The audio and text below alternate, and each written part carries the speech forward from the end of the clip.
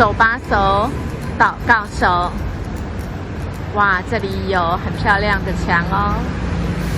有些人的人生就是很漂亮，有些的人的人生就像是这一栋医院一样，心里憔悴，需要被救助，就像这个道路一样，人来人往，从身边走过。我一个好朋友，他一直不知道人生为什么而活，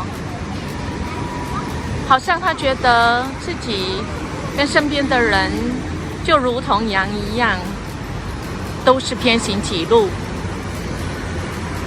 有一次他从医院出来看诊之后，他觉得非常的绝望，他觉得他的人生是没有盼望。当他抬起头的时候，他看到了一个标志，我们看到了吗？对，十字架闪闪发亮，好像是一个招呼，如同圣经说，人子来是来找寻那世上的人。他循着十字架的标志走向了教会，而教会正好有人来招待他，将福音带领给他。现在他也成为一个神的儿女，好，致力于要把这个好消息告诉大家。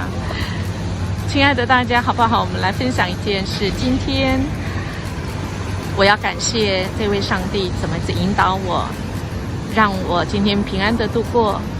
我像迷失的羊一样，最后被主找到。带到的事情，我身边的人有没有正在迷失？恳求神来带领他。好不好？我们家庭也来分享一个经验哦，我们共同经历的，我们如同那迷失的羊，可偏行己路，但神把我们找着了呢。